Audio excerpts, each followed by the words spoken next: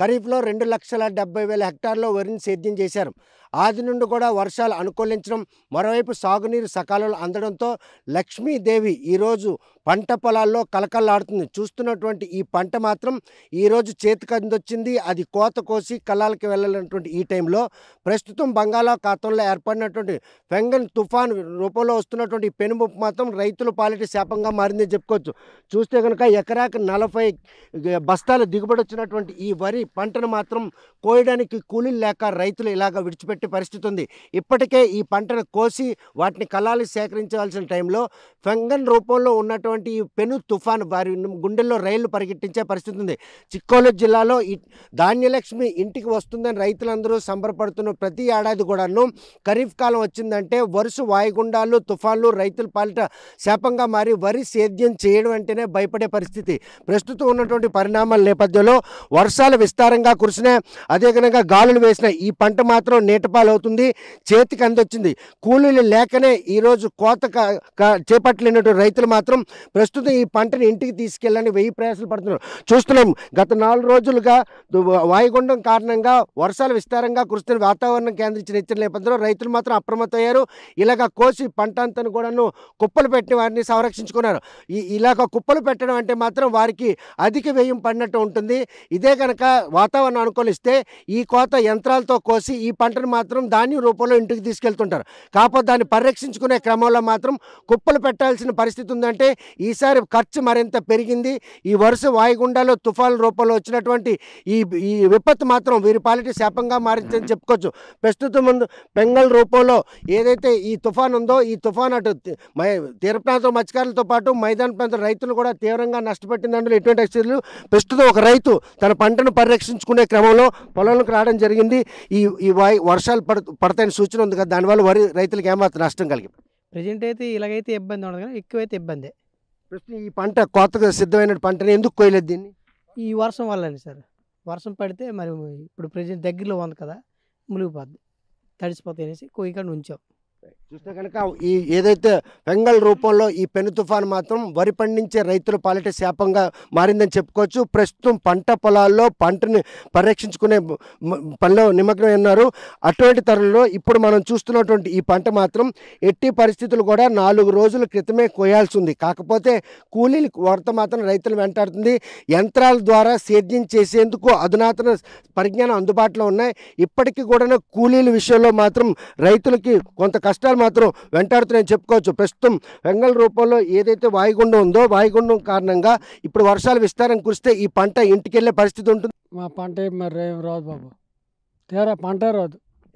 ఇప్పటి వరకు ఎంత మదుపు అయింది? ఈ మదుపు మీకు మళ్ళీ చేతికి అందొచ్చే పరిణామంలో ధాన్యం చూస్తే రాలిపోయే పరిస్థితి ఉంది. కుప్పలు పెట్టారు, 20,000 అయింది.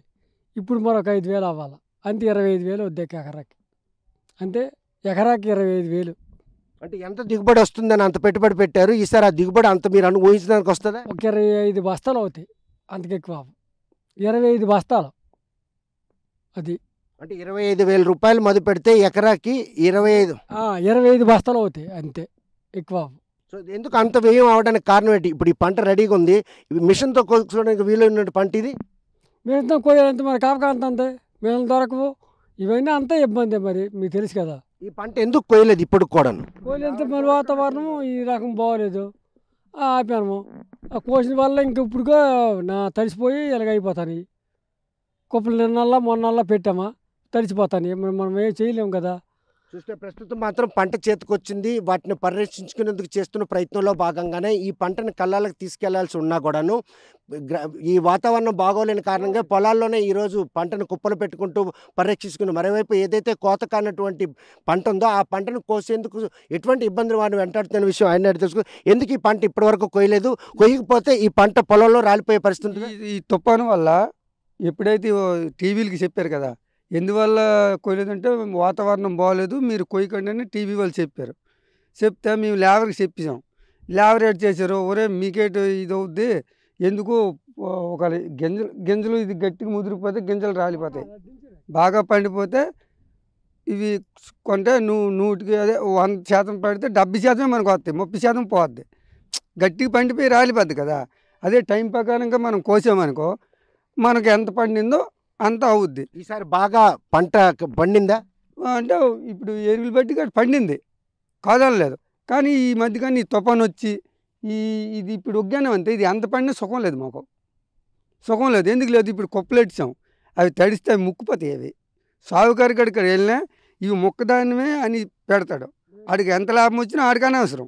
మన రైతుం పోతాం, ఒకవేళ తడిసినా తడకపోయినా ఆ గింజ అరద అయిపోద్ది. సామసూరు ఎప్పుడు గింజ అరగవుద్ది, కానీ అతనికి తెలుసు. కానీ మాకేటంతా గింజ అరగైంది పోనీ ఏదో పట్టి రానేస్తాం తప్ప, కానీ మాకు ఈ మదుపులు ఎట్టేసి ఇవన్నీ చెప్పేసి సాగుకారి మాకు సహకరించడం. మేము ఇంత కష్టపడతాం. లేబర్కి 550 రూపాయలు ఒక మనిషికి, ఒక లేడీస్కి. ఒక ఎకరా 10 మందికి వస్తారు. ఎకరా 10 మందికి వస్తే ఈ ఎంత లెక్కేసుకోండి. అవి వేసి ఇవన్నీ చేసిన కలిది మాకు 20-25 వేలు వరకు మదుపు అవుద్ది. మాకు వెళ్తే వస్తే మాకు ఇంటికి ఏటి వెళ్తుంది. 25 వేలు మీరు ఇస్తారు, ఆడు 1000 రూపాయలకి ఎక్కువ తీసుకోవడం. ఈ పరిణామాలన్నీ చూస్తుంటే వరి పండించడం దండగా అనిపిస్తుందా? వరి పండించడం అస్సలు దండగా, అందుకని జొన్న వేసుకుంటాను. బాగా దండుగానే ఒగ్గిసాం. ఇగో ఇది పెట్టాము, ఇది ఇంక దీని పరిస్థితి ఎలా ఉంటుందో తెలీదు. ఈ వరి రేట్ అంటే మొక్క కానించి పురిగే, ఆ పురికి మందులు పెడితే ఈ ఏటంటారు కాజోలో ఏదో అంటారు, అది దానికి 1800 తీసుకుంటారు. ఆ మందు పేరు సరి తెలీదు. వాటికి తీసుకుంటే మామూలు ఏంటంటే అతనికి అప్పులు వాడి ఉంటాం, అంటే పంట పెడతాము ఇస్తామనేసి. అతను 100 రూపాయలు కాడ 200 వేసుకోవచ్చు, రూపాయి వేసుకోవచ్చు. మాకు ఇతను ఇది మాకు ఈ మందు కొడతామని ఇచ్చడమే తప్ప, కానీ సీటు ప్రకారం ఆయనకి ఇచ్చిపోతాయి. అన్నీ చేసిన తర్వాత మాకు మిగిలింది ఎకరాకి 5 బస్తాలు, 6 బస్తాలు, 7 బస్తాలు. చూసారా రైతులు ఎన్ని వ్యయ ప్రయాసాలు పడి వరిని సేద్యం చేస్తుంటారో. చిక్కోలు జిల్లాలో ఉభయ గోదావరి జిల్లాలుగా ధీటుగా వరిని పండించే రైతులకు మాత్రం ఈరోజు కష్టాల కడగండ్లే మిగిలే ఎండలో ఎటువంటి అతిశయక్తి లేదు. ఏదైతే ఫెంగన్ రూపంలో ఈ తుఫాను పెనుముప్పు మాత్రం రైతులు పాలిట శాపంగా మారింది అండంలో ఎటువంటి అతిశయక్తి లేదు. పంటను పరిరక్షించేందుకు వారు పడుతున్నటువంటి ఈ వ్యయ ప్రయాసాలు మాత్రం పగస్టుడు కూడా రాకూడదని వాళ్ళు వాపోతున్నారు. చివరాంకానికి పంట చేతికొచ్చింది, ఆ పండిన పంటని అమ్ముదామని వెళ్తే ఈ వర్షాలు పడి ఎక్కడైనా కనుక రంగు మారితే ధర తెగనమ్మి అమ్ముకునే పరిస్థితి తప్ప ఎవరు కూడా తమ కష్టాన్ని పరిగణలో తీసుకునే పరిస్థితి లేదు. ప్రస్తుతం మాత్రం చూస్తే కనుక వరి రైతుల కష్టాల కడగండ్లు మాత్రం ఆది నుండి కూడాను మదుపులు, అదేవిధంగా ఏదైతే సేద్యం చేయడానికి అప్పులు చేసి మదుపులు పెడుతుంటారో ఈ పంట చేతికొంచిన తరుణంలో వరుస తుఫానుల రూపంలో వారికి గనక నష్టం జరిగితే ఓవైపు అప్పుల బాధ, మరోవైపు నష్టం, ఈ రెండు వెరసి వరిని పండించడమే దండగా అన్నటువంటి మొదటిపాటు మాత్రం వరి రైతుల్లో కలిగిన దాంట్లో ఎటువంటి అత్యత లేదు. ఈసారి వర్షాలు బాగా రుజించాయి, అదేవిధంగా సాగునీటి ఆధారిత కాలువల ద్వారా సాగునీరు అందింది, పంట బాగా పండింది. ఎకరాకు 25 నుండి 40 బస్తాలు దిగుబడి వస్తుందని ఆశపడిన రైతులకు మాత్రం ఫెంగన్ రూపంలో వచ్చినటువంటి ఈ ఫెను తుఫాను మాత్రం తీవ్ర నష్టం కలిగిస్తుంది అన్నటువంటి సంకేతాలు స్పష్టంగా కనిపిస్తున్నాయి. ఇప్పటికే పంటను పరిరక్షించిన రైతులు మాత్రం పొలాల్లో కుప్పలు పెట్టారు.